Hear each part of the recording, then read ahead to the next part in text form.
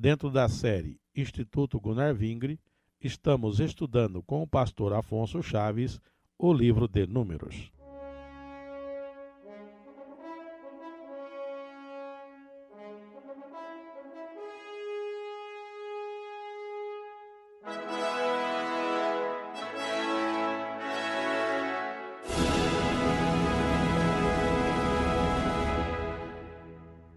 Prosseguindo em nosso estudo no livro de Números, estamos agora no capítulo 8, vendo a palavra do Senhor, livro por livro, capítulo por capítulo, e dentro dos assuntos nos quais podemos destacar algo de conhecimento ou mesmo de doutrina, ensino para nós, estamos agora no capítulo 8 e queremos fazer a menção do verso 6, quando Deus diz a Moisés desta forma: toma os levitas do meio dos filhos de Israel e purifica-os.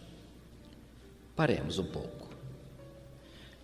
Voltando um pouquinho na memória ao livro de Levítico, capítulo 8, capítulo 9, depois de Deus dar orientação sobre os rituais do santuário, do seu tabernáculo, e isso para Arão e para seus filhos, Moisés procedeu à consagração de Arão e dos sacerdotes, seus filhos. Mas agora, de uma forma importante, vamos destacar que Deus agora estabelece uma ordem a respeito dos levitas de toda a tribo, uma ordem que será, na verdade, como que uma consagração. Primeiro foi Arão, os filhos de Arão, chamados sacerdotes, e agora o restante da tribo, os levitas, auxiliares de Arão nos trabalhos do tabernáculo. E assim, podemos observar, verso 7, o procedimento está aqui mostrando que, tal qual Arão e seus filhos, todos os levitas prontos para o ministério deveriam ser lavados, é o entendimento da purificação, e depois, para eles, vão seguir os rituais normais, tradicionais da expiação do pecado, da oferta de manjares e as demais ofertas que são estabelecidas pela própria lei. E isso está, por exemplo, no verso 8: e tomarão um novilho com a sua oferta de manjares, e segue. E o final do verso diz: para expiação do pecado. Depois, ainda mais, observem que bonito o ritual em si e como ele traz para nós um sentido, um simbolismo do envolvimento de todo o povo naquele processo, para entendermos hoje também. Vamos continuar quando a palavra diz no verso 9, sem ler, só citando. Verso 9, a ordem é: ajunta toda a congregação dos filhos de Israel, todo o povo de Deus. Depois o verso 10, assim, agora leio: farás, pois, chegar os levitas perante o Senhor, e os filhos de Israel porão as suas mãos sobre os levitas, e Arão moverá os levitas por oferta de movimento perante o Senhor pelos filhos de Israel, e serão para servirem no ministério do Senhor, e separarás os levitas do meio dos filhos de Israel, para que os levitas meus sejam. Paremos aqui. Imagine uma solenidade assim, todo o povo de Deus no deserto, levando uma tribo, a tribo dos levitas, na presença de Deus no tabernáculo, e todo o povo de Deus impondo a mão sobre eles, como que consagrando-os, dando-os, oferecendo-os para Deus, para o seu serviço. Então observe, irmãos, trazendo para o dia de hoje, a separação de obreiros no meio da igreja, cooperadores, auxiliares, mesmo membros do ministério, conforme o nosso costume, diáconos, presbíteros, evangelistas, pastores, ou enviando missionários, ou atribuindo atividades, responsabilidades em grupos no meio da igreja. É bom que a igreja toda entenda e participe, porque a obra é para Deus. Eles são do meio de nós, tirados de nós e entregues, consagrados a Deus para o trabalho da casa do Senhor.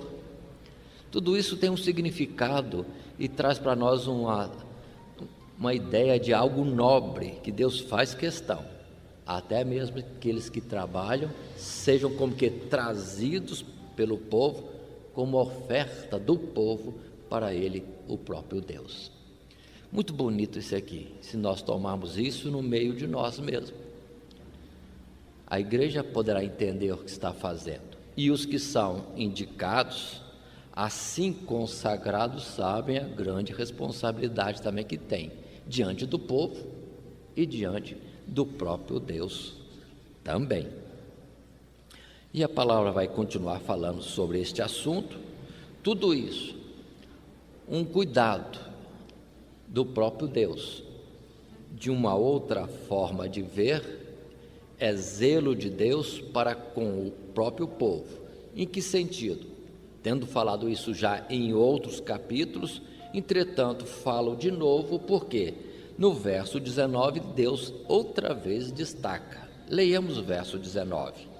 Os levitas, dados a Arão e seus filhos do meio dos filhos de Israel, tenho dado para exercerem o ministério dos filhos de Israel na tenda da congregação e para fazer expiação pelos filhos de Israel, para que não haja praga entre os filhos de Israel, chegando-se os filhos de Israel ao santuário. O que quer dizer isto?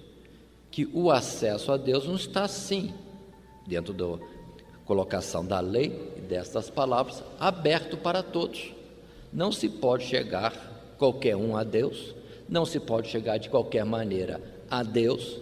Então os levitas seriam como que um anel de proteção entre o povo de Israel e Deus, resguardando a santidade de Deus e ao mesmo tempo resguardando o povo para que inadvertidamente transgrida alguma coisa da santidade de Deus e sobre o povo venha alguma manifestação de ira de Deus ou reprovação da parte de Deus. Agora vamos entender, colocando para nós hoje. Então os obreiros na casa do Senhor não são destaque, não é para honra, é serviço, para trabalhar para Deus e como que ajudar o povo a entender quais são os limites, o que pode ser feito, o que não pode ser feito. O povo tem que ser ensinado nas coisas de Deus. Então os obreiros que não ensinam o povo, que não ajudam o povo no caminho certo, ou naquilo que é correto para com Deus, está expondo o povo ao pecado, à transgressão, e são depois disso responsáveis também. Precisamos entender isso.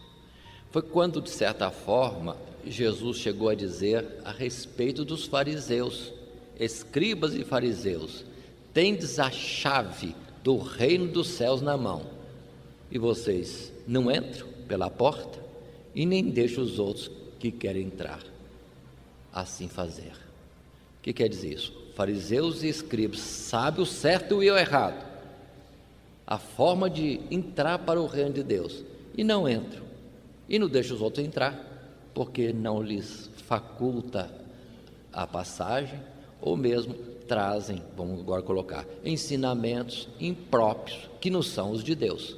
É quando Jesus complementa em Mateus capítulo 15, que aquilo que o povo estava fazendo não eram os mandamentos de Deus, eram simplesmente as tradições dos homens em detrimento do mandamento de Deus. Então observe, na religião ou nas religiões, precisamos ter um cuidado, para não virmos para o povo com ordens, normas e outras coisas, que não seja a essência da salvação. Agora, se existem normas e outras coisas colocadas pela entidade, entretanto, aquilo que é o ensino para a chegada a Deus e ao céu tem que ser ministrado, não pode faltar.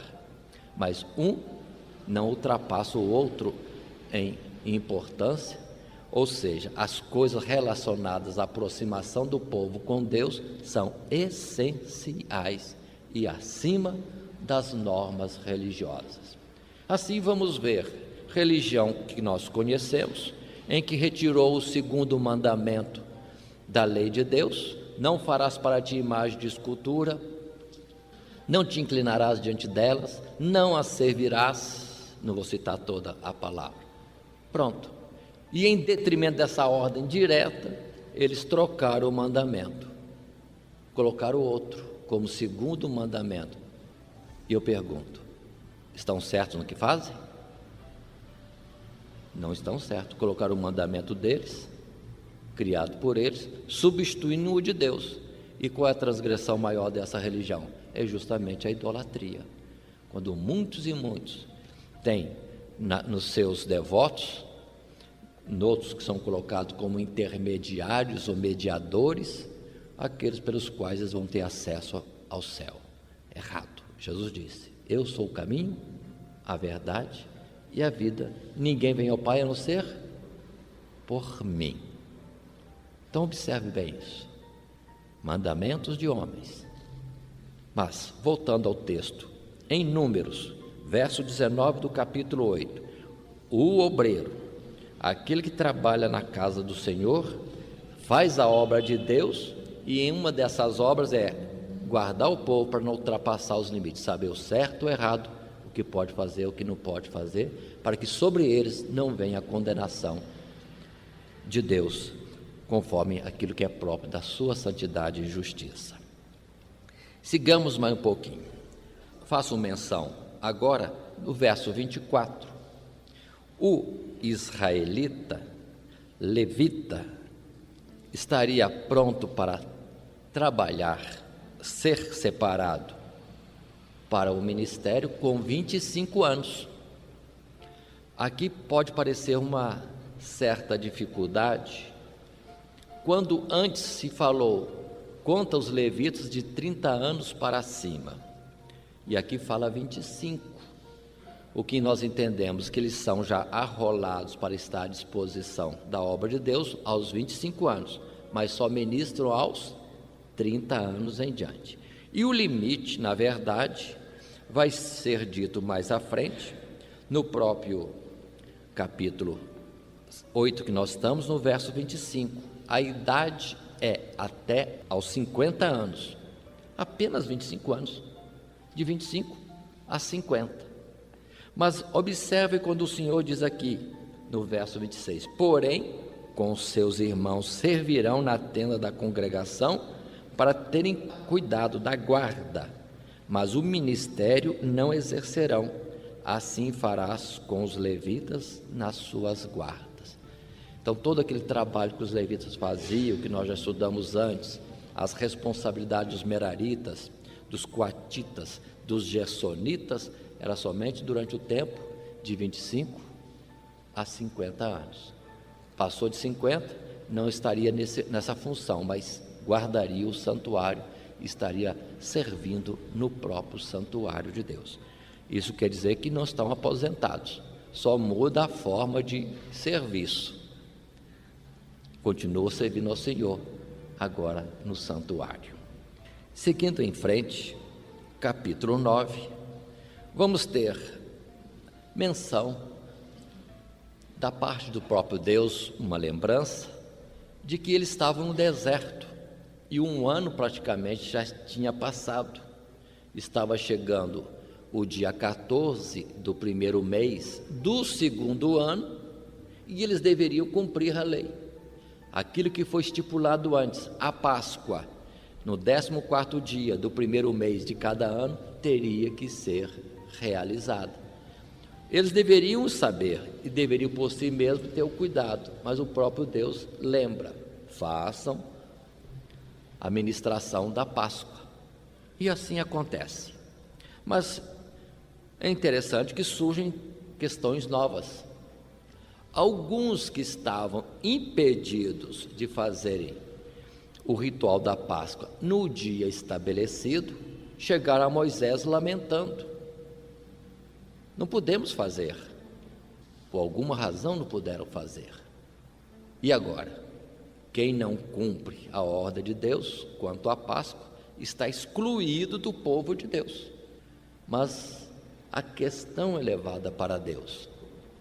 E no ser levada para Deus, Deus dá uma instrução. Verso 10, sobre a Páscoa. Fala aos filhos de Israel, dizendo: quando alguém entre vós, ou entre as vossas gerações, for imundo, por corpo morto, ou por se achar em jornada longe de vós, contudo ainda celebrará a Páscoa ao Senhor. No 2º mês, no dia 14, de tarde, a celebrarão. Então Deus mostrou uma outra data para aqueles que não puderam participar na primeira data, a data oficial. Inclusive, tradicionalmente, nós temos esse costume, né? Ministramos a ceia num certo dia, mês por mês. E para aqueles que não puderam vir, abre-se uma segunda oportunidade em outro dia aprazado. Mas essa mudança é importante para mostrar que a essência do mandamento não é o ritual, mas o seu simbolismo. Vamos entender isso, porque se foi feita a Páscoa no dia, quem perdeu, perdeu, e já está excluído o povo de Deus. Mas como é algo simbólico, ficou aqui destacado quando Deus abre uma outra data, outra oportunidade para que isso seja cumprido. A essência é a realidade que aquilo simboliza. Mas observe no verso 13, o Senhor é sério, é preciso em todas as suas colocações, e o Senhor diz: porém, quando um homem for limpo e não estiver de caminho e deixar de celebrar a Páscoa, tal alma do seu povo será extirpada, porquanto não ofereceu oferta do Senhor a seu tempo determinado, tal homem levará o seu pecado. Então, mostra, se alguém negligentemente deixa os seus compromissos para com Deus, é responsável por isso. Dentro daquela análise que fizemos em Levítico, está num pecado, e um pecado que é acompanhado com a culpa também. É culpado naquilo que erra. Mas continuemos. Nós estamos no capítulo 9 agora, e observe que são várias colocações por Deus. Na verdade, desde o capítulo 1, o Senhor administrando, disciplinando, organizando o povo todo, complementando todas as leis, como que preparando o povo para a jornada que teriam no deserto. Tanto que aqui no capítulo 9 vai se dizer outra vez sobre a presença de Deus com o povo de Israel no deserto, na manifestação da nuvem sobre o santuário. E o verso 15 diz: e no dia de levantar o tabernáculo, a nuvem cobriu o tabernáculo sobre a tenda do testemunho, e à tarde estava sobre o tabernáculo como uma aparência de fogo até a manhã, mostrando que esse capítulo 9 refere-se a um momento em que o santuário foi montado, levantado e, logicamente, depois consagrado. E aí fala do aspecto desta nuvem. Nós fazemos muita ideia na nossa mente, como que era isso no deserto, mas aqui fica mais claro na ideia de que uma nuvem descia, estava sobre o tabernáculo constantemente, só que essa nuvem brilhava como fogo, não era fogo em chamas, em labaredas, essa nuvem tinha um tom de fogo, ardia ou parecia, assim como o fogo, em todo o tempo no deserto, desde a tarde até a manhã. Repito o verso 15, quando diz, há palavras que falam, a nuvem cobriu o tabernáculo, estava sobre o tabernáculo uma aparência de fogo até a manhã.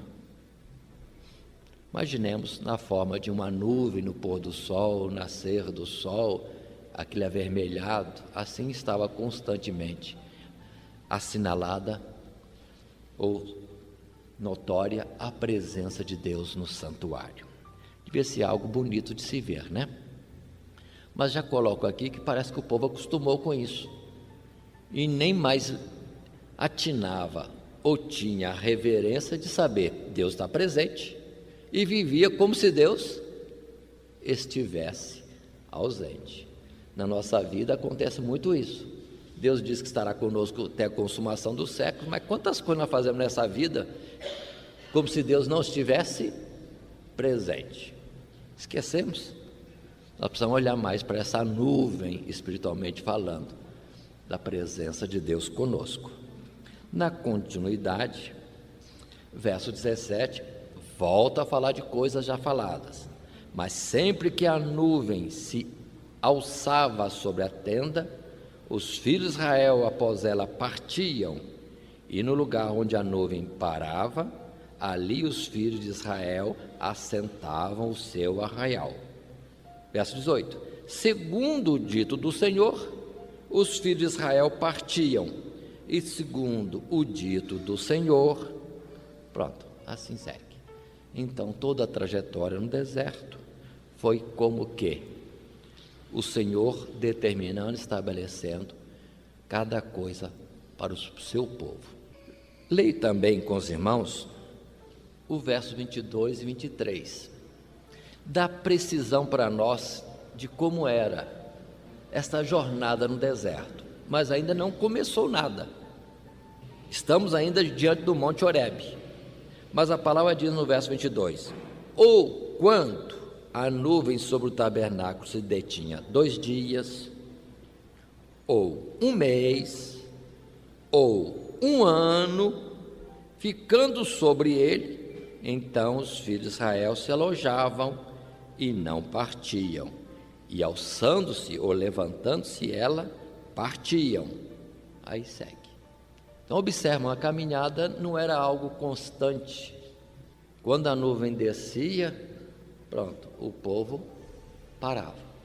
Ali armava as tendas, ali ia passar o dia, 3 dias, o mês, o ano. Isso aí, à mercê da vontade de Deus. Não tinha nada estipulado. Era o tempo que Deus determinava. Observemos para a nossa vida prática, Deus é que deve dirigir tudo.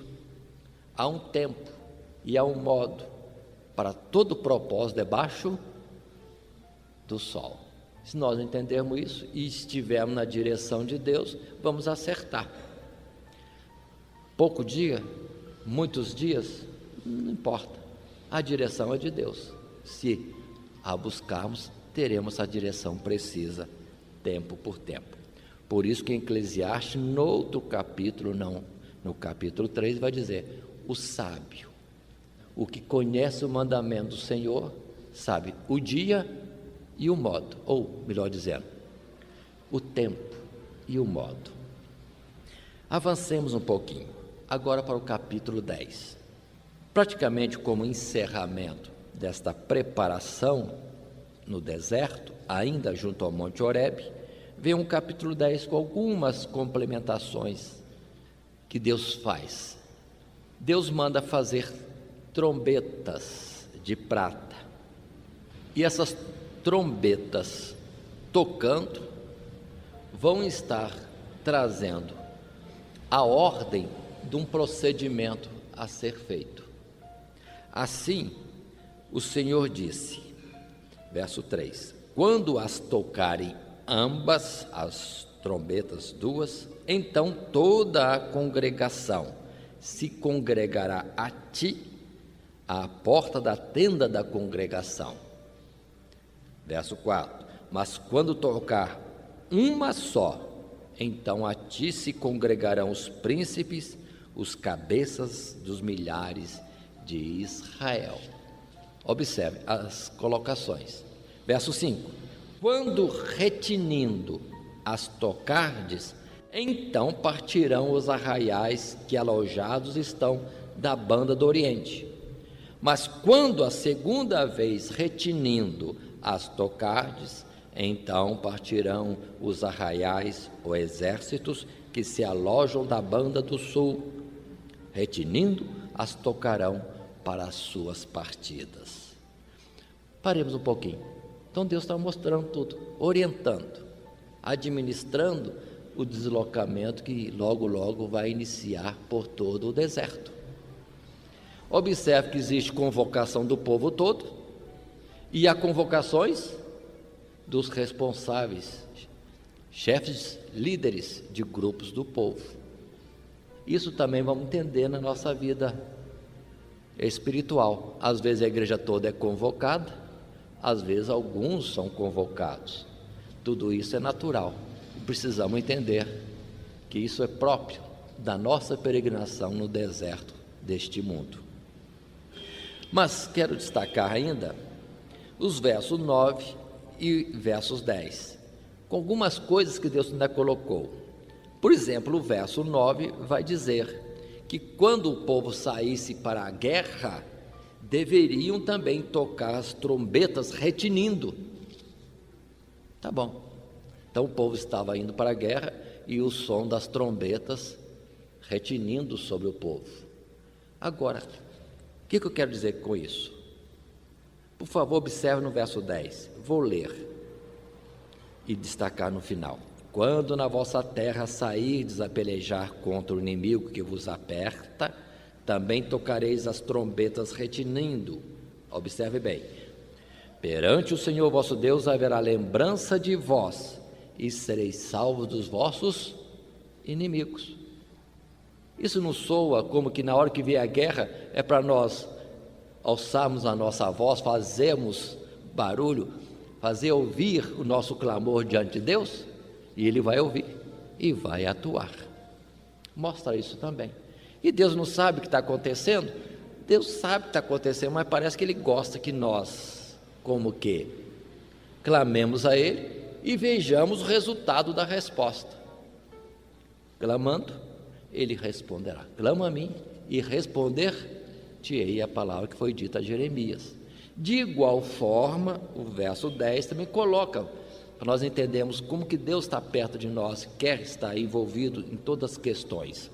Leia o verso 10. Semelhantemente, no dia da vossa alegria e nas vossas solenidades, e nos princípios dos vossos meses, também tocareis as trombetas sobre os vossos holocaustos, sobre os vossos sacrifícios pacíficos. Agora importante. E vos serão por lembrança perante o vosso Deus. Eu sou o Senhor, vosso Deus. Fazer festa, sim, tocar trombeta, não é só para fazer barulho e ficar mais um ar festivo. É como que o clamor diante de Deus. Agora não é um clamor por misericórdia, por livramento, é um clamor de alegria, de ação de graças, de louvor, de adoração. Deus quer ouvir o nosso barulho chegando aos céus. Mas avancemos no nosso estudo, como estamos até agora, neste capítulo 10.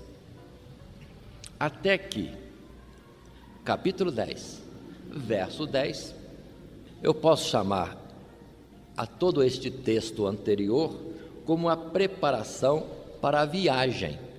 O povo está junto ao Monte Horebe, recebendo ordens, instruções, se organizando, tomando posições para a caminhada que haveria. Até agora o povo ainda não saiu do lugar, junto ao Monte Horebe, mas agora sairão. E assim o verso 11 do capítulo 10 vai dizer: e aconteceu no segundo ano, no segundo mês, aos 20 do mês, que a nuvem se alçou, se levantou de sobre o tabernáculo da congregação, E os filhos de Israel partiram segundo as suas jornadas do deserto do Sinai, e a nuvem parou no deserto de Parã. Assim partiram, diz o verso 13, pela primeira vez, segundo o dito do Senhor, pela mão de Moisés. Então observe que o povo andou algum tempo no deserto em direção a Horebe e ficaram ali praticamente um ano, levantando o tabernáculo, confeccionando o tabernáculo, colocando, vamos dizer assim, em pé, consagrando ao Senhor. Depois começou a partida. Agora, nesse capítulo 10, vamos estar partindo e vamos estar numa caminhada que vai até o capítulo 20, capítulo 22, que é a viagem do povo de Israel até Moabe, até perto do rio Jordão. Mas vamos ter aqui uma noção de como que se acontecia isso. O principal era a nuvem se levantar de sobre o tabernáculo. Quando a nuvem se levantava, o povo sabia: vamos desmanchar nossas tendas. Sacerdotes desmanchavam o santuário, os coatitas pegavam a parte que tinham que transportar, os gersonitas, os meraritas, todo mundo estava pronto. Na ideia de hoje, as malas prontas para a viagem, tudo pronto para a viagem. E assim, observe, quero voltar um pouquinho, que a nuvem se levantou e já tomou posição no deserto de Parã. A nuvem já mostrou para onde tinham que ir. E o povo desarma a tenda, prepara a bagagem.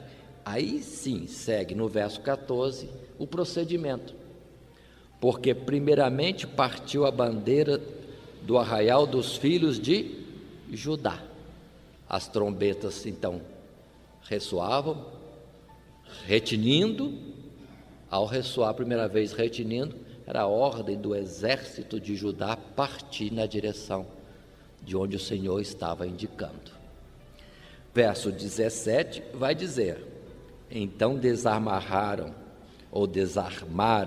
o tabernáculo, e os filhos de Gerson e os filhos de Merari partiram levando o tabernáculo. O exército vai na frente, o exército de Judá, gersonitas e meraritas em seguida, levando as peças que lhes são próprias. Quais são as peças? As colunas, as cortinas, que era a função deles. E vai isto em frente. Mas no verso 18 diz: depois partiu a bandeira do arraial ou do exército de Ruben. O exército que estava do lado do sul parte agora. Naturalmente, as trombetas deveriam soar retinindo, e nessa segunda vez era o segundo exército que partia em seguida ao primeiro exército e na direção que Deus ordenou. Indo mais um pouquinho à frente, para termos entendimento, verso 21. Então partiam os coatitas, levando o santuário, e os outros levantaram o tabernáculo, enquanto estes vinham. Um exército, meraritas e gersonitas. Segundo exército, os coatitas, que justamente são aqueles que transportam os móveis do interior do santuário. E é com esses que está a Arca da Aliança, que representa a presença de Deus. Primeiro exército, segundo exército, aí vem a presença de Deus, e sequencialmente nós vamos ter, no verso 22 nos mostra, sai o terceiro exército, o exército de Efraim, e por último, o quarto exército, o exército de Dan. E assim a caminhada pelo deserto, tudo disciplinado, em ordem, até no seu significativo. Deus no meio precisamente do seu povo. Como foi essa primeira caminhada? Nós temos, naturalmente, pelo que foi dito no verso 21, que ao chegar onde tinham que chegar, na primeira, vamos dizer assim, jornada ou deslocamento, os que tinham as peças do santuário, gersonitas, meraritas, montavam o santuário, enquanto vinha o segundo exército, e após o segundo exército, os coatitas. Quando eles chegavam, o santuário já estava pronto, as peças, os móveis do santuário eram colocados nos seus devidos lugares. Lembremos, não pelos coatitas, eles só transportavam. Quando chegavam no lugar, os sacerdotes assumiam para introduzir aqueles objetos na presença de Deus, ou no lugar santo, ou lugar santíssimo, tudo com ordem, mostrando, observem, os níveis, graus de santidade. Quanto mais perto de Deus, mais zelo, mais santidade é exigida. Então cada um vai até onde ele está facultado, mas se quer chegar mais perto, mais santidade é requerida. Quero fazer menção do verso 33. Esta primeira caminhada do povo, podemos entender pelo verso 33 que foi de 3 dias. Assim partiram do monte do Senhor, caminho de 3 dias. E a arca do conselho do Senhor caminhou diante deles, caminho de 3 dias, para lhes buscar lugar de descanso. Então essa primeira caminhada foram 3 dias. Naturalmente, observando a realidade social, eles deveriam caminhar durante o dia, parar para esperar o novo dia, continuaram caminhando, paravam, descansavam, vamos dizer assim, precariamente, de forma provisória, até chegar onde tinham que levantar acampamento, ou armar acampamento, melhor dizendo, e ali ficar, conforme a palavra diz, 1 dia, 3 dias, 1 mês, 1 ano, debaixo da direção de Deus. A primeira caminhada, portanto, durou 3 dias.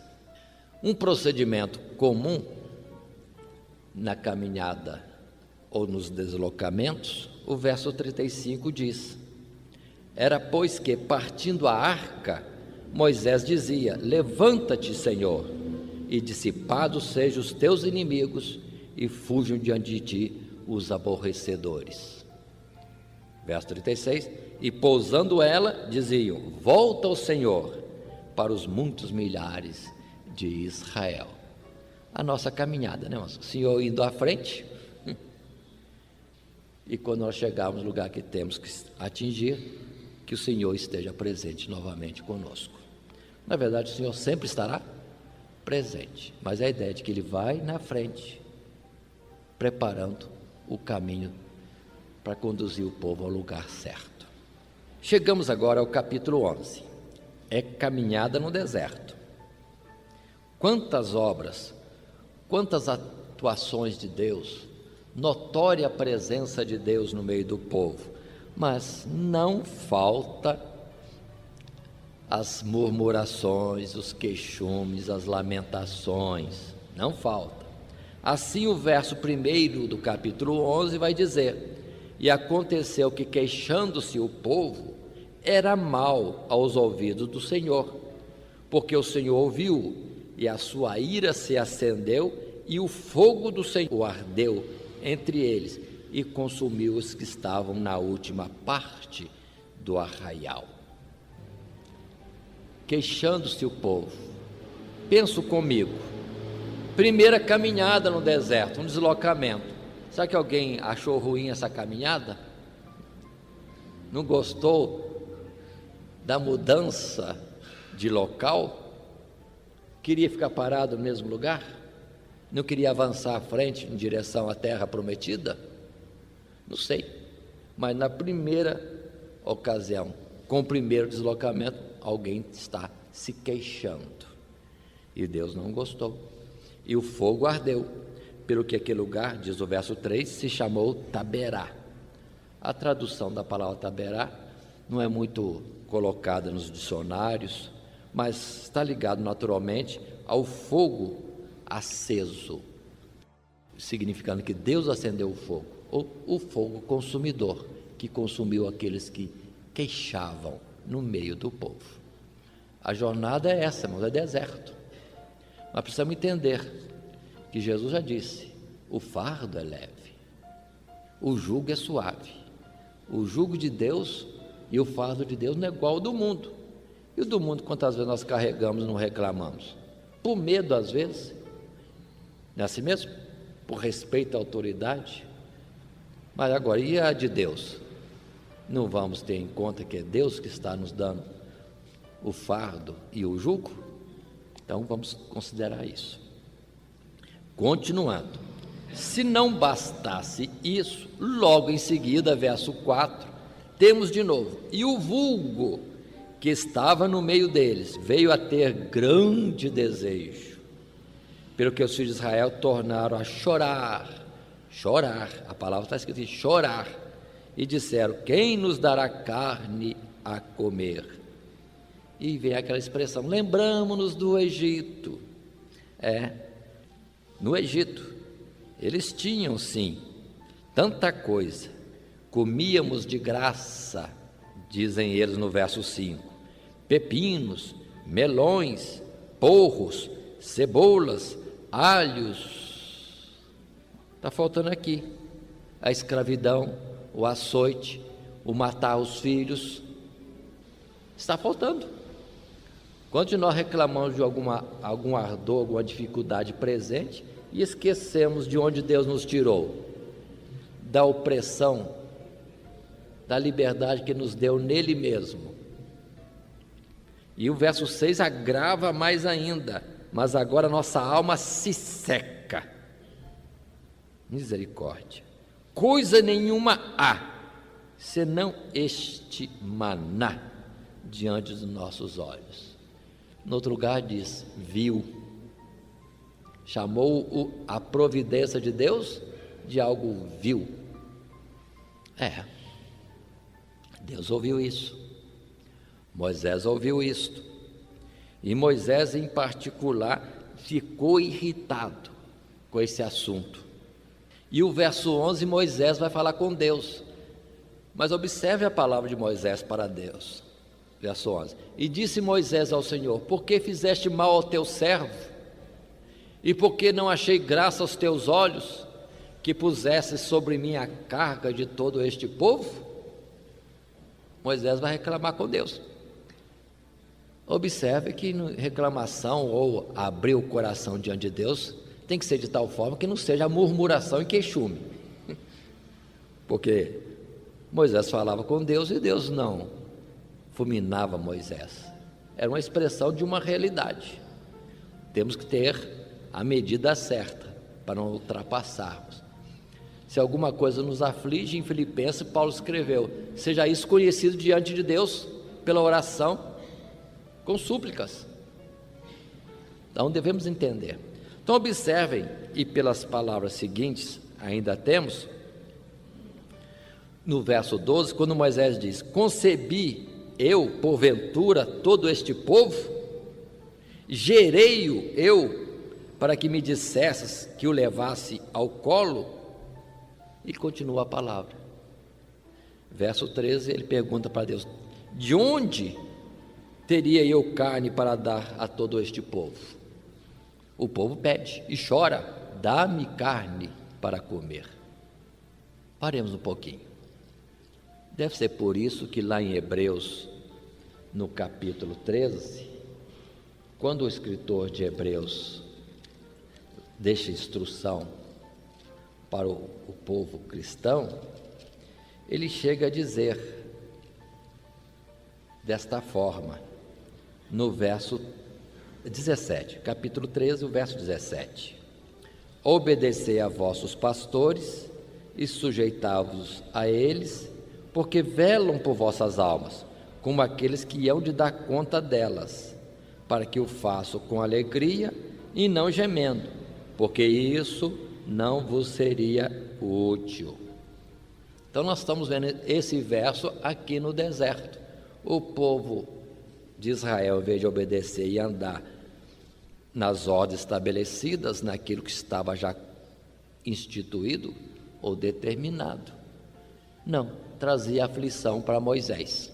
E Moisés expressa isso diante de Deus.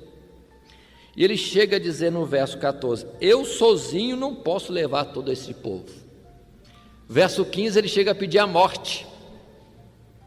Se assim fazes comigo, mata-me. Eu te peço, se tenho achado graça aos teus olhos, e não me deixes ver o meu mal. Parece feio, né, Moisés falar assim com Deus, né? Mas o povo o apertava, o povo o constrangia a desabafar diante de Deus a situação que estava. Mas observe que Deus concorda com ele. Verso 16 do capítulo 11 e versos seguintes, Deus vai dar ordem, orientação, vai de encontro ao apelo de Moisés. Constitui 70 homens dentro do povo. Vou tirar deles do espírito que está sobre você e passarei para eles. E eles contigo levarão a carga. Aí a ideia de repartir o trabalho. Observe que isso já aconteceu antes.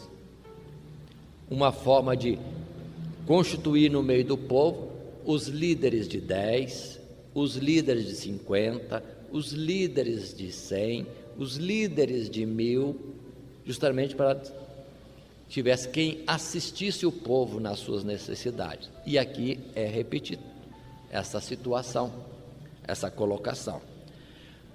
Passando ao verso 24, ainda que depois eu vou voltar, nós temos Moisés cumprindo esta ordem de Deus. 70 homens são arrolados, alistados, e os pôs em roda da tenda. Quando fala roda da tenda, o que os irmãos entendem? O que podemos entender de uma expressão em roda? Que na verdade eles fizeram como que uma distribuição de 70, cercando, rodeando todo o santuário. E diz a palavra que Deus então tirou do espírito que estava sobre Moisés e colocou sobre os 70. Ou seja, a tarefa, o compromisso, a graça, a capacidade que estava em Moisés foi repartido por mais 70. Naturalmente não vai diminuir a capacidade de Moisés não, viu? Não vai diminuir. Precisamos entender isso. É o mesmo Espírito de Deus que está sobre os 70 e sobre Moisés. Ainda que alguém possa entender fisicamente que a porção diminuiu, não, irmãos, uma gota do Espírito de Deus faz tudo o que tem que fazer, até tudo o universo outra vez. A ideia é que Deus está presente nos 70, assim como esteve com Moisés. É a mesma autoridade, capacidade para conduzir o povo, só que cada um agora na porção que lhe estaria sendo dada. No verso 26 e 27, vai ver um detalhe nessa separação. 2 dos 70 não compareceram. Estavam anotados seus nomes na lista, mas não compareceram, não foram lá. Entretanto, onde eles estavam no meio do povo, em algum lugar no meio do povo, o Espírito de Deus achou-os naturalmente e esteve sobre eles. E eles começaram a profetizar. Veio alguém lá do arraial, testemunha desse fato, correu e falou para Moisés: fulano e Beltrano, que estão aí listados, não puderam estar aqui, foram ungidos lá onde estavam no arraial. E aqui neste momento Josué tem uma interferência, ele intromete-se naquele assunto e fala para Moisés: proíbe deles profetizar. Deviam estar aqui.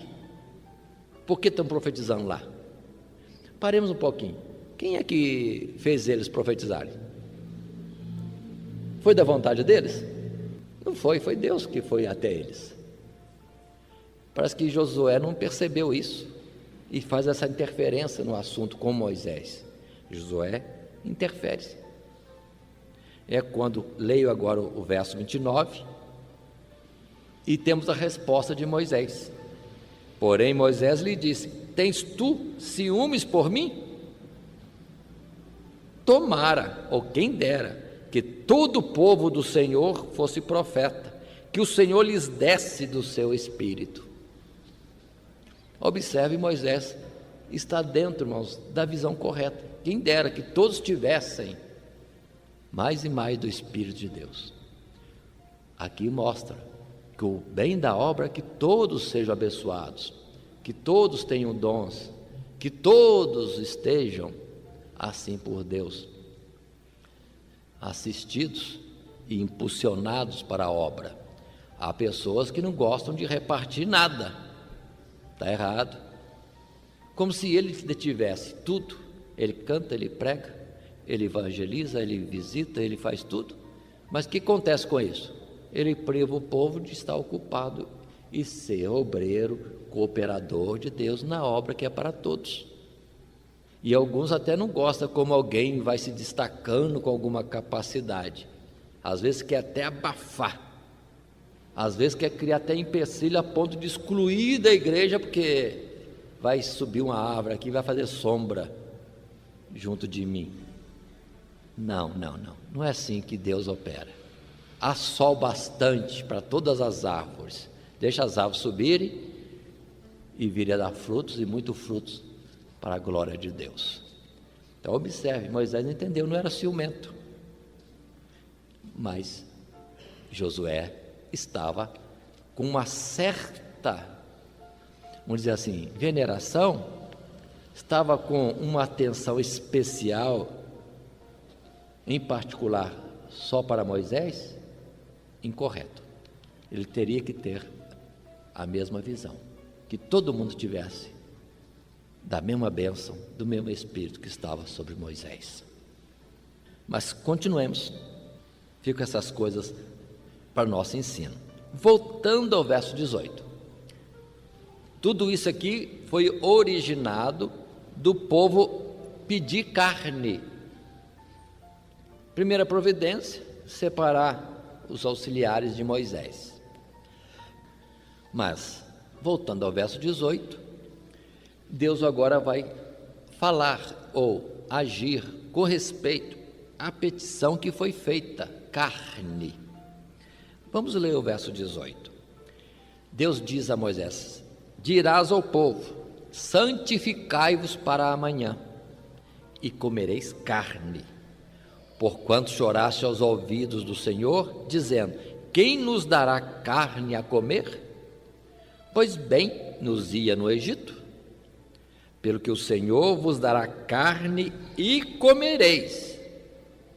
Verso 19: não comereis um dia, nem 2 dias, nem 5 dias, nem 10 dias, nem 20 dias, mas 1 mês inteiro, até vos sair pelos narizes, até que vos enfastieis dela, porquanto rejeitaste ao Senhor que está no meio de vós, e choraste diante dele, dizendo: por que saímos do Egito? Paremos para alguma consideração. Esta petição de carne não é a primeira. Não é a primeira. Já houve, antes de chegar ao Monte Horebe, logo após a saída do Egito, a travessia do Mar Vermelho, já houve essa petição. Acabou o alimento do povo, pediram: quem nos dará o que comer? Queremos carne. E Deus simplesmente falou: tá bom, quer carne? Vou mandar carne. Lá em Êxodo nós vemos isso, e Deus mandou carne. O povo comeu carne. Aí Deus diz: mas o alimento cotidiano no deserto não será carne, será o pão que procede de Deus, o pão que Deus vai dar. Observe que aquilo serviu de ensinamento. Estava acostumado a comer carne, tá bom, então, aí está a carne, mas não é esse o alimento. Para nós entendermos, na caminhada do deserto, Muitos chegam a Jesus pedindo carne, no simbolismo de coisas desta vida, coisas que não é a realidade do reino dos céus, não é o objetivo de Deus, mas muitas vezes Deus dá. Tem gente que quer uma cura, quer uma casa, quer um emprego, tá bom, Deus dá. Mas depois ele fala assim, mas não é o emprego, não é a casa, não é o carro, não é isso que você precisa. Você precisa é do pão que desce do céu, a palavra de Deus. Então aquilo serviu de ensinamento. Agora, mais à frente, o povo volta à carga. Não queremos este pão, só tem esse pão. Temos saudade do Egito, queremos carne. É onde nós precisamos entender, nós não estamos saindo do Egito mais. Muitos de nós já estão na caminhada há tempo.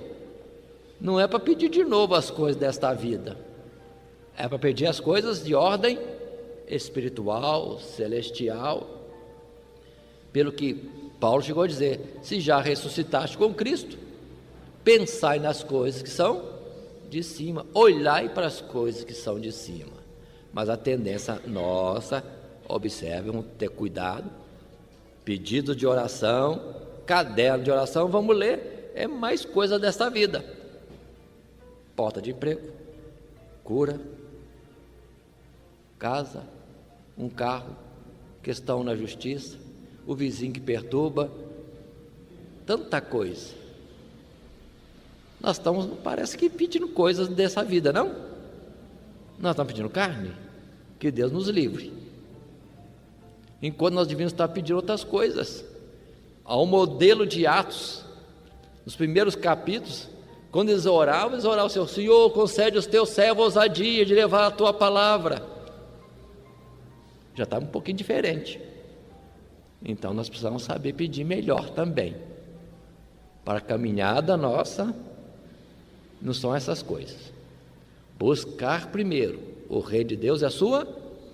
Agora as outras coisas são necessárias, Deus vai acrescentar. Mas a gente coloca o foco nas coisas desta vida, não estamos buscando primeiro o reino de Deus. Mas se buscar primeiro o reino de Deus, cura, libertação, porta de emprego, uma casa melhor, o carrinho melhor, isso, aquilo, vos será acrescentado. Mas observe, como o exemplo ensino para nós, aí o Senhor não gosta. Estão dizendo que as coisas materiais e deste mundo são melhores do que as que Deus provê.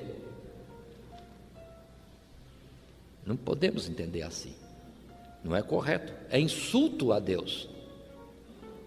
Foi quando Moisés disse dessa forma. Mas interessante, nós lemos palavras do verso 18 até o verso 20. Moisés está falando que vão ter carne para um mês, vão ter carne até se enfastiarem. Mas no verso 21, 22, no particular lá com Deus, Moisés tem uma outra palavra.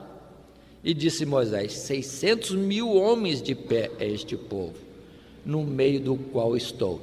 E tu, Deus, tens dito, dar-lhes-ei carne e comerão o mês inteiro.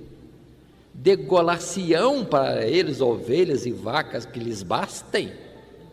Ou ajuntar-se-ão para eles todos os peixes do mar que lhes bastem? Moisés ficou impressionado. Não sei, não vou dizer que estava em dúvida. Usa a palavra impressionado, admirado, perplexo. De onde vai sair carne para esse povo todo? Paremos. Vamos ver na vida diária. De onde vem o sustento nosso? Quem é que planta? Aqui entre nós, quase ninguém planta. Entretanto, no supermercado está lá o material para nós. Quem é que está dando providência para isso? Se formos ver a tendência do povo, de cada um de nós, é o quê? É o ter um emprego com bom salário, sentado numa mesa, etc. De onde vem o alimento? Se para este povo de 3 milhões precisava tanto, de onde viria? Já imaginaram de onde vem o alimento para a cidade de São Paulo, já que lá não tem 1 metro quadrado plantado de arroz nem de feijão? E o Brasil inteiro? E o mundo inteiro? Muitos não percebem, mas de alguma forma Deus está trabalhando e fazendo vir a provisão de cada dia. Então é verdadeira que a palavra que Jesus disse. Olhem os pássaros, não plantam, não colhem celeiro, mas não lhes falta o alimento. Não valeis vós muito mais do que os pássaros? Então Deus está nos assistindo de uma forma tal que nós não compreendemos. Precisamos ler aquele Salmo 103 mais vezes e ver que é uma realidade. As operações de Deus em nosso favor são mais do que podemos citar ou perceber. Vamos continuar mais um pouco. Mas estamos nesse ponto do verso 22. Moisés está impressionado. De onde vem carne para tanta gente? E o verso 23, Deus também responde isso. Porém o Senhor disse a Moisés: seria, pois, encurtada a mão do Senhor? Agora verás se a minha palavra te acontecerá ou não. Deus responde para Moisés assim: você vai ver. Ainda agora, mais à frente, ao verso 31, é que nós temos Deus atuando para atender o povo. Não sabemos nada, mas tudo é atuação de Deus. Um vento sopra de uma certa direção, indo para o deserto, impulsionando, empurrando, vamos dizer assim, naquela camada de vento que se desloca, um bando de cordonizes que cai no deserto, cai junto ao povo, e o povo vai recolher as cordonizes. E lembra que as cordonizes não são animais de longo deslocamento.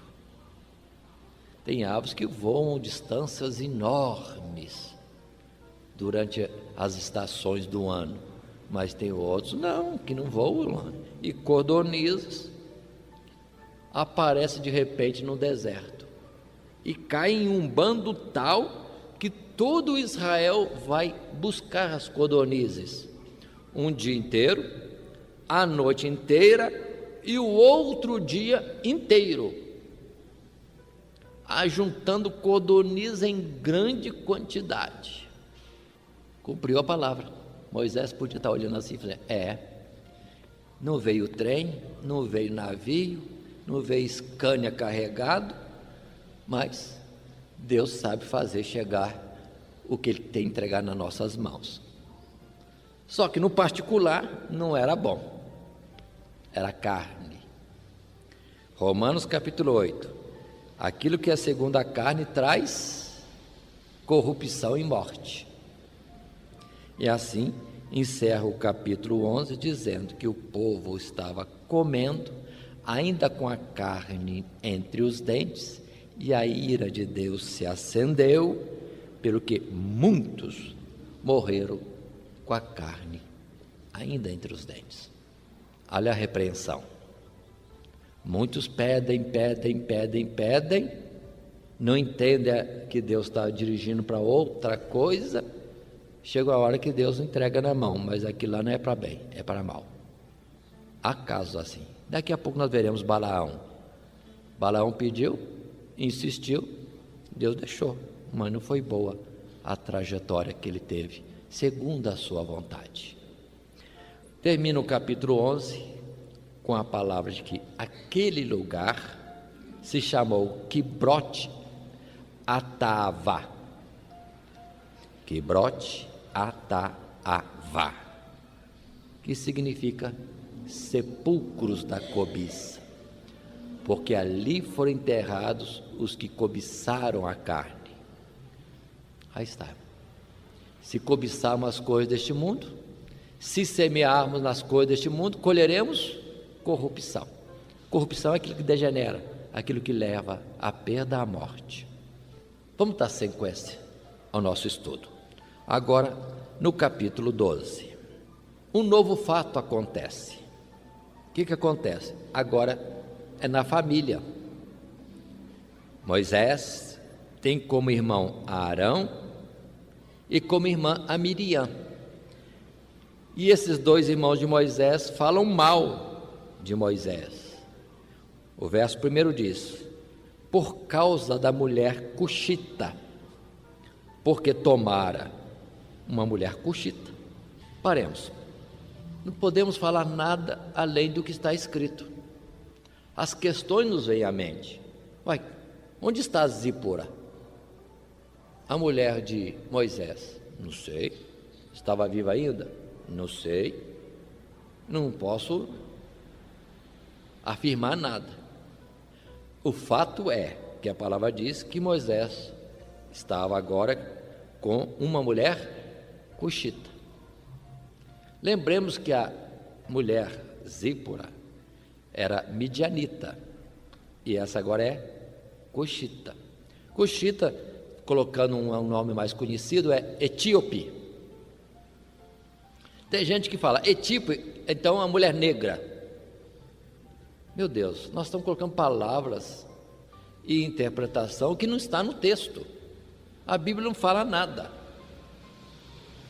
A Bíblia fala que Moisés tomou uma mulher etíope e que Miriam e Arão não gostaram, naturalmente, falaram mal de Moisés. O assunto é esse. Mas se ficar só nisso, poderia parecer que dá para passar, mas Deus não deixou passar isso. E Deus dá ordem aos três, Moisés, Arão e Miriam, vão até o santuário. E Deus desce na nuvem até eles. E no verso 6, Deus disse assim: ouvi agora as minhas palavras. E Deus fala: se entre vós houver profeta, eu, o Senhor, em visão, a ele me farei conhecer, ou em sonhos falarei com ele. Verso 7, não é assim com meu servo Moisés, que é fiel em toda a minha casa. Boca a boca falo com ele, e de vista, e não por figuras, pois ele vê a semelhança do Senhor. Por que, pois, não tiveste temor de falar contra o meu servo, contra Moisés? Pronto. E ficou notória a ira de Deus ali, contra Arão e Miriam. Isso se evidenciou de que sobre Miriam veio a lepra. Olharam para ela, estava leprosa. Por que Arão não ficou leproso? Não ficou, porque sobre ele estava a unção para o sumo sacerdócio. Mas no que Deus fez para Miriam, vamos entender bem, é a mesma sentença que estava sobre Arão. O pecado de Miriam era o mesmo pecado de Arão. A repreensão, o castigo era no mesmo tamanho. Então, vamos dizer assim, como que, ousando falar, espiritualmente, Arão estava em má situação, tal qual Miriam, ela visivelmente, e ele espiritualmente. E foi por ele ser sumo sacerdote que se não evidenciou isto, para que o nome do Senhor e o santuário não fosse maculado. Mas que depressa, verso 11, Arão pede misericórdia, ao dizer, pelo que Arão disse a Moisés: ah, Senhor meu, ora, não ponha sobre nós este pecado, sobre nós, que fizemos loucamente e com que havemos pecado. Ele entendeu. Clamou, pois, Moisés ao Senhor, dizendo: ó Deus, rogo-te que a cures. E no verso 14, Deus diz, numa expressão, ela não é digna de disciplina? Não tem que ser disciplinada? A expressão é diferente, quando diz assim: se seu pai cuspira em seu rosto, não seria envergonhada 7 dias? Aí Deus complementa: esteja fechada 7 dias fora do arraial, e depois a recolham. Assim Miriam esteve fechada fora do arraial 7 dias, e o povo não partiu até que recolheram a Miriam. Deus teve misericórdia. Deus ouviu a oração de Moisés, mostrando que nós, ainda aqui ofendidos, devemos orar em favor daqueles que nos ofendem. E Deus atende, perdoa. E aqui nós temos o primeiro caso, em que fala de lepra sendo curada. A lepra vindo de Deus e a lepra sendo tirada. Lembremos que pelo estudo de Levítico, a lepra é figura do pecado. E não há cura para a lepra. Mas em Deus, observe bem, que em Deus há poder para curar a lepra. No sentido espiritual, purificar do pecado. É a primeira vez. Aquilo que era feito em ritual, era só ritual figura. Mas o poder de perdoar está em Deus e é eficaz. Não é visto como no tempo de Jesus. Jesus diz: perdoados estão teus pecados. As pessoas cochichavam um com o outro, zombava. É fácil falar, só que quando Jesus fala, isso realiza. Não é visto aos olhos humanos, mas realiza. Por isso também que naquela ocasião do paralítico, Jesus diz: para que saibais que o Filho do Homem tem poder para perdoar pecados. Aí deu ordem ao paralítico que fosse curado, e a paralisia foi embora. Tem coisa espiritual, irmão, que não se vê, mas são reais. Por isso que Paulo diz: atentemos para as coisas que não se veem, porque são eternas. Continuemos mais um pouco na nossa caminhada de estudo. Observe, conforme dissemos, a partir do verso 11 do capítulo 10, o povo já está no deserto, no processo das caminhadas, e os fatos vão acontecendo. No capítulo 13, diz que, no verso 1, Deus dá ordem a Moisés que se separe 12 homens, um de cada tribo, e que vão à frente do povo até a terra da Palestina, e que percorram a terra da Palestina de norte a sul, de leste a oeste, e vejam a terra, se de fato é terra que mana leite e mel. São designados os nomes dos 12, entre eles estão Josué e Calebe. Calebe por Judá e Josué por Efraim. Muito bem. Aqui, Números, Deus está mandando. Mas, lá em Deuteronômio, vamos estar lendo essa passagem de novo, e vai dizer que foi o povo que pediu. O povo estava como que em dúvida: será que para onde nós vamos é bom mesmo? Será que existe essa terra boa? E Deus consentiu, então manda alguém na frente. Será que entre nós não tem muita gente pensando assim, não? Será que tem um céu mesmo? Será que lá no céu é bom mesmo? Irmãos, a promessa de Deus é real. Ele quer nos dar algo excelente, conforme Paulo pôde, talvez como espia, subir até o terceiro céu e diz coisas que não se pode falar. O que os olhos não viram, não subiu ao pensamento do homem, é que Deus está reservando para aqueles que são seus. Então vamos crer, é por fé. A fé é o fim e o fundamento das coisas que se esperam e a prova das coisas que não se veem. Mas naquele tempo da figura, e serve para nós hoje, precisavam ver. Então os 12 espias saem para essa jornada. O capítulo 13 mostra que percorrem de fato a terra, acham a terra maravilhosa, é tempo de uvas, trazem cacho de uva, um cacho de uva que precisava 2 homens para carregar, e outros frutos da terra. E vem então para prestar relatório.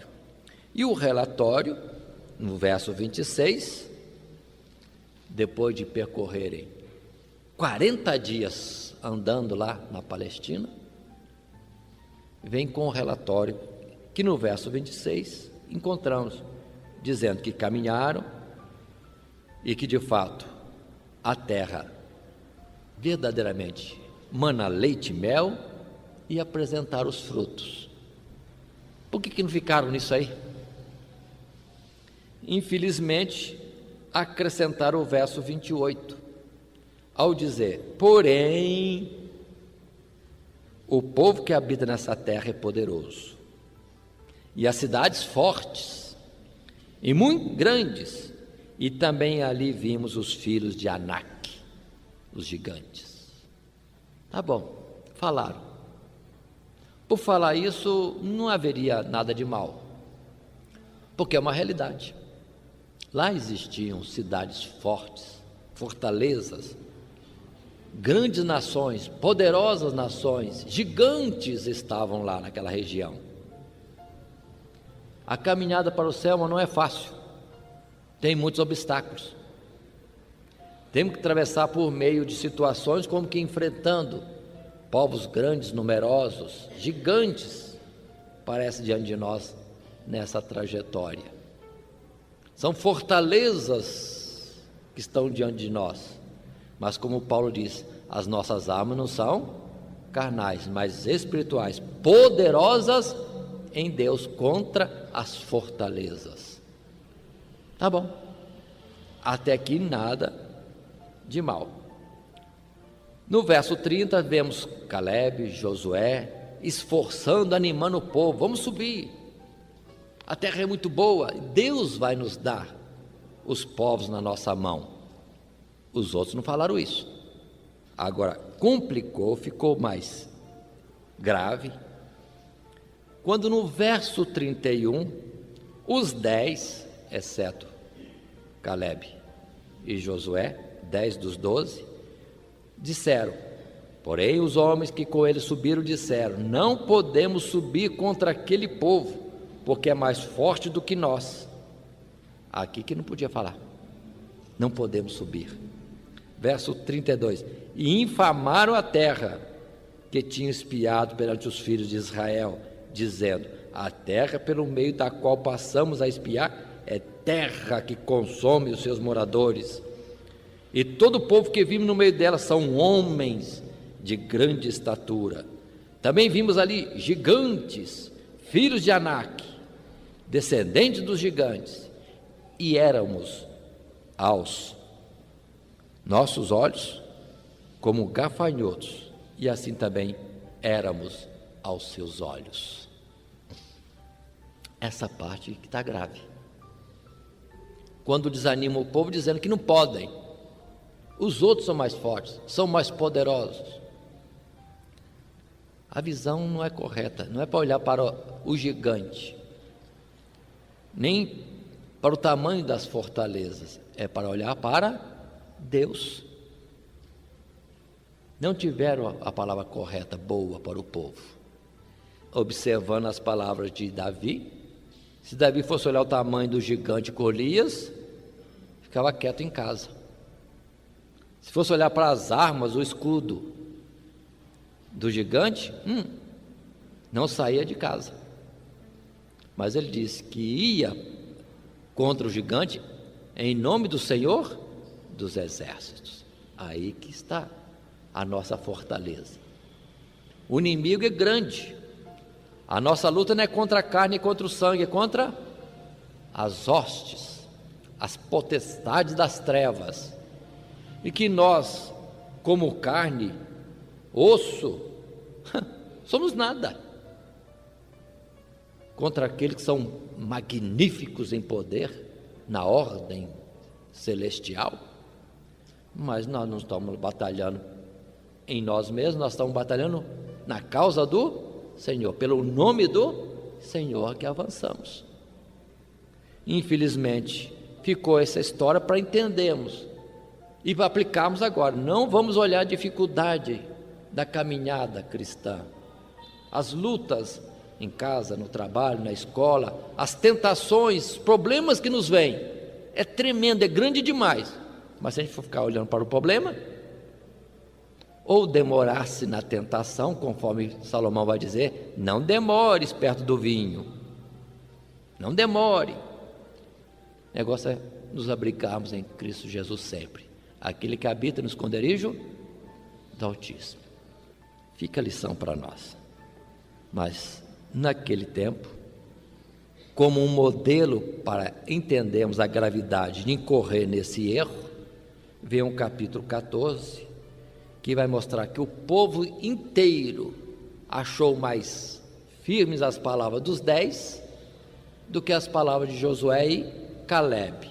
Ou seja, mais firme a palavra medrosa de 10 homens do que a palavra do Deus Todo-Poderoso, que já tinha dado sinais evidentes da sua presença, do livramento, quando tirou o exército de Israel da mão do exército da maior potência que existia no mundo da época, o Egito. Não podemos esquecer as obras de Deus em nosso favor da época passada, porque coisas semelhantes ou menores virão à frente. Se a gente olhar no presente, que dificuldade. Mas se olhar para o passado, mas peraí, lá atrás foi mais difícil do que isso, e Deus já resolveu. O mais fácil Deus não vai resolver? Não vai dar livramento? Não vai ter um escape? Certamente vai ter um escape. A providência de Deus atuará certamente. Mas o povo não entendeu isso, não olhou para o passado, não guardou a própria história. Pelo que, vamos ver aqui, capítulo 14, o povo chorando e ameaçando a Moisés. Verso 10. Então disse toda a congregação que os apedrejassem, a Moisés e Arão. Porém a glória do Senhor apareceu na tenda da congregação a todos os filhos de Israel. O povo se revolta e querem apedrejar Arão e Moisés. A intervenção de Deus, a presença notória de Deus é que fê-los parar. O que vai acontecer? Deus irado. E Deus dizendo: afaste desse povo, Moisés, que eu vou exterminá-los no momento, tal qual lá no Monte Horebe, quando eles foram atrás da idolatria. Deus quer exterminar o povo com a mesma proposta do passado, que faria um povo maior a seguir. Moisés outra vez intervém em súplica, clamor, pedindo misericórdia, e de igual forma aquela expressão: que dirão os povos? Que dirão os povos que estão contemplando isso? Que o Senhor não teve capacidade de deixá-los atingir a terra prometida, pelo que matou-os no deserto? Deus seria vituperado, seria diminuído e tido como mentiroso e fraco aos olhos das nações. E no verso 17 a 19, Moisés entra também com a súplica, já dentro daquele entendimento que ele tinha, quando no verso 18 ele diz: o Senhor é longânimo e grande beneficência, que perdoa a iniquidade e a transgressão, que o culpado não tem por inocente, e visita a iniquidade dos pais sobre os filhos até a terceira e quarta geração. Perdoa, pois, a iniquidade deste povo, segundo a grandeza da tua benignidade, e como também perdoaste a este povo, desde a terra do Egito até aqui.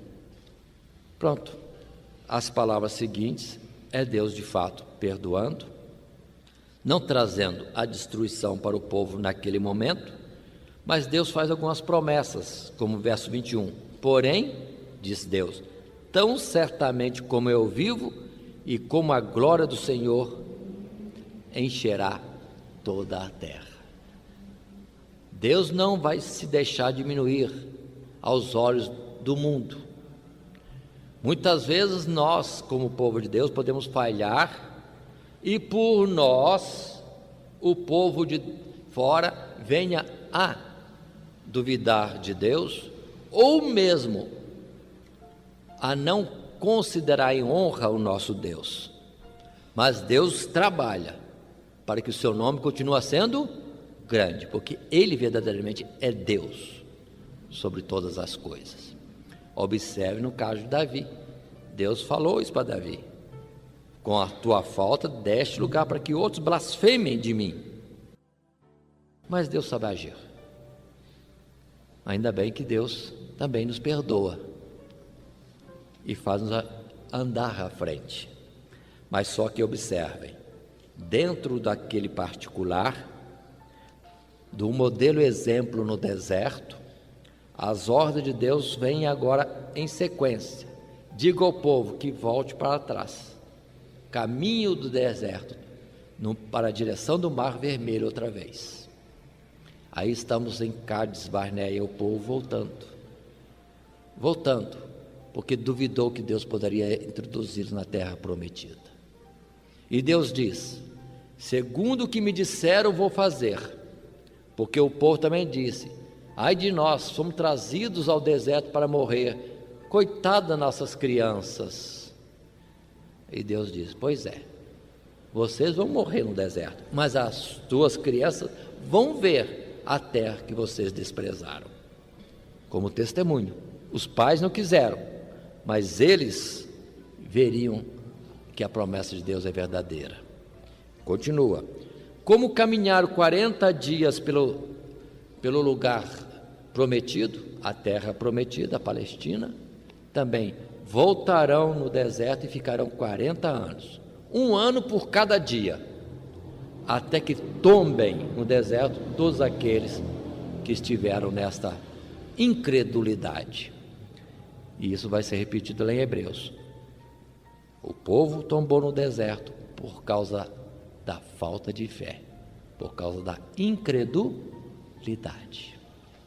E na sequência ainda, não terminando essas colocações, diz a palavra no verso 36, que aqueles 10 dos 12 espias que falaram mal da terra, que desanimaram o povo, foram fulminados diante de Deus.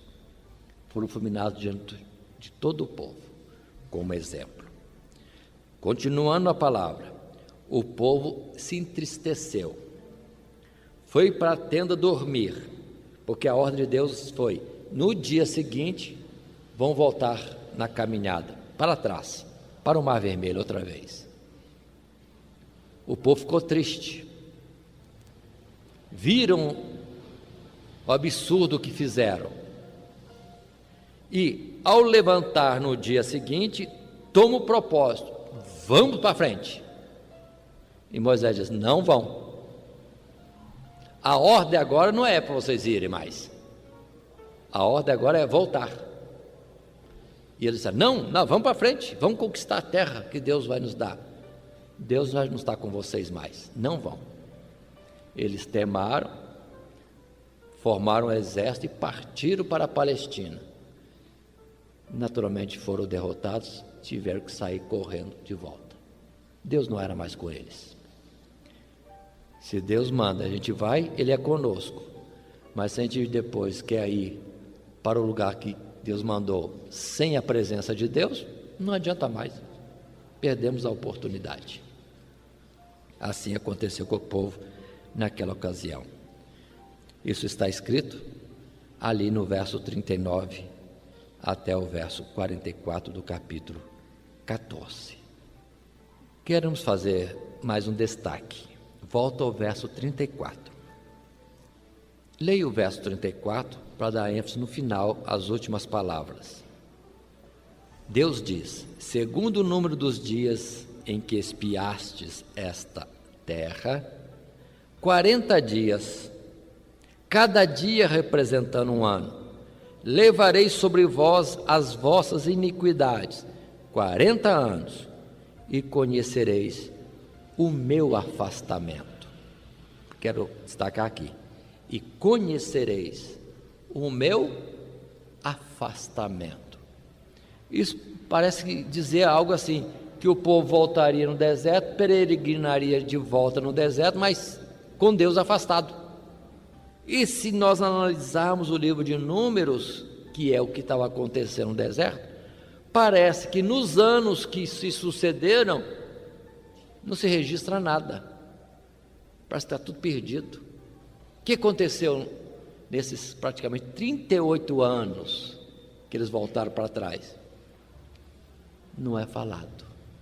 Se fala, pouca coisa. Porque quando entrarmos no capítulo 15, já vamos perceber que o povo já está de novo no rumo da terra prometida. Os 30 e poucos anos já passaram. O que aconteceu? Não sabemos. Mas aí está o afastamento de Deus. É ruim peregrinar no deserto dessa vida com Deus longe de nós. Não vamos permitir isso. Vamos tomar cuidado para que a presença de Deus venha nos faltar. E voltemos à palavra que estudamos em Êxodo, como Moisés disse: se a tua presença não for conosco, não nos mande ir. Vamos interromper agora neste ponto. Na sequência, reiniciaremos no capítulo 15. Que Deus nos abençoe em Cristo Jesus. Amém. Todo dia, toda hora, muito mais prazer em ouvir. Radionete Grata Nova. Web Rádio, a qualidade que faz a diferença, cada vez mais necessária. Rede Grata Nova de Evangelização. Acesse nosso site www.horadadecisão.com.br. Hora da Decisão, tudo junto, sem acento.